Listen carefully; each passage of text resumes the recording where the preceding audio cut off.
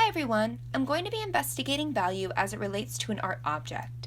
To do this, I am using Helen Molesworth's work ethic and her work Avoidance, the everyday life of Marcel Duchamp's Readymades. Joseph and Lisbet Koerner's text Value, as well as Robert Smithson's cultural confinements. First, we must consider what is a commodity and what is art, and where do they overlap. What makes anything artistic? What makes art art? And what are the implications of art? Art exists as many things, so we must accept all notions of this word when discussing it.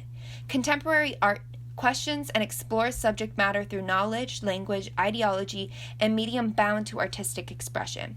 There is a hierarchy presented of not monetary means, but of artistic, and whatever that implies or imposes onto a viewer. The establishment of art is contributed by two things. One, its visibility in the art market, and two, its positionality within the trajectory of tradition or history. Art exists in the process of creation as well as in the speculation of the viewer.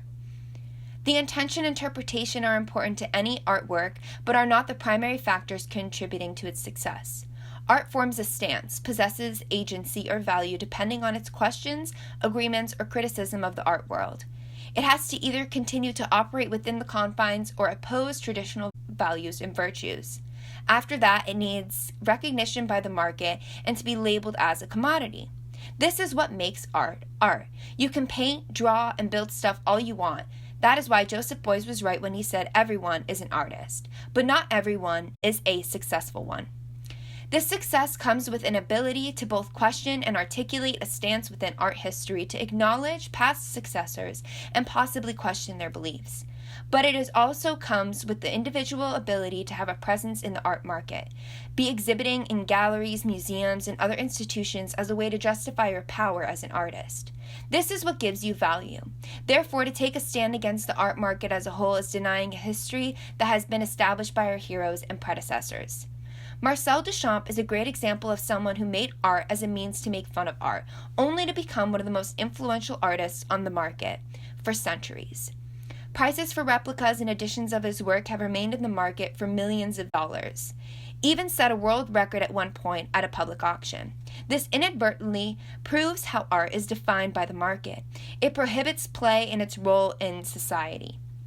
Sure, there can be an aesthetic appeal to work, but its placement on the market gives weight and purpose to its existence. Artists themselves are not confined, but their output is, as stated by Robert Smithson. We are creators and makers of our time, not confined to what we make. However, what is seen and shown is limited to such restrictions. New art is only acceptable if it fits within these monetary confines. Therefore, art is chained to capitalism. The concept and the art itself are reduced to assets of monetary value and is only considered part of a society after it has been reduced to a commodity. Manipulation by the mass media and institutions making us believe we hold power or control when in fact they are dictators of our output. Once performed and seen in a gallery, it is a reflection of that space or institution and no longer has its own power or agency. The art loses its vibrancy and control and independent strength. The work is taken and edited down, gone through the conveyor belt, treated with so many varnishes that it is no longer what it was at the start. Artists among this time are challenging, competing and fighting against the causation of museums and institutions on this outdated idealism. Artists seem to believe they are in control of the controller, however unable to play the game without that very same tool. I say all of this to propose we scrutinize the way in which we are actively playing within the art market. We are all players, and that is the reason any form of change is hardly apparent even with centuries of development. We live in a capitalist society, and it is rooted in everything we do, whether deliberately involved in the market or not. No event is isolated from the other, no matter how far removed it is from the institution. All these journals and essays writing about the value of art and critique of its inability to grapple on the beauty and meaning behind so much of it creates defiance, yet no movement in making a difference. Idealism of the art world enforces a fake value system, and while I don't want to have my work bought and sold just as a commodity, it is something I want rooted in my trajectory to prove my worth, success, or ability within the arts. I want to be seen, but beyond being seen, popularity derives from the ability to find success, and success is again rooted in monetary exchange. If you remove yourself from monetary exchange, you remove yourself from the game. To argue against the value of an artwork being embedded in the art market itself is a misjustice. Everyone's interpretation of art varies and can't be labeled by one specific characteristic. Marcel Duchamp was able to remove the value and take the emphasis away from the producer themselves and in favor of the viewer. Duchamp created possibility and accessibility of his work without any regard for fame or value in the work. He made work to say something to society, and I admire that mindset earnestly, for it is almost a foreign concept due to the inability to make a living for any of us. I question how to do this myself, how to step into a history of art that is defined by value. Where do I want the value in my work to be seen most aggressively? I do not make work with the intention of it being bought or sold, but to be viewed and speculated. That is why I made this piece out of saran wrap. It was a statement I wanted to make against the longevity of art.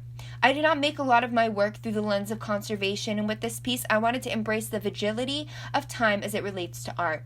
Not everything will last forever, and certainly not this saran wrap. It will slowly stretch and disintegrate over time, and will not look the same as it did when I first made it. It is not permanent, just like many installations at the Spring Break Art Show. It is temporary. Patrick Schmidt's work, for example, is in alignment with this. He used masking tape as a way to bring viewers into the painting, but as a painting itself. I use saran wrap as a way to emphasize the temporality of material and the shifts that are constantly occurring. Saran wrap and masking tape are rather invaluable materials. Unlike gold leaf, they aren't worth much. But the value propagated within them is perpetual.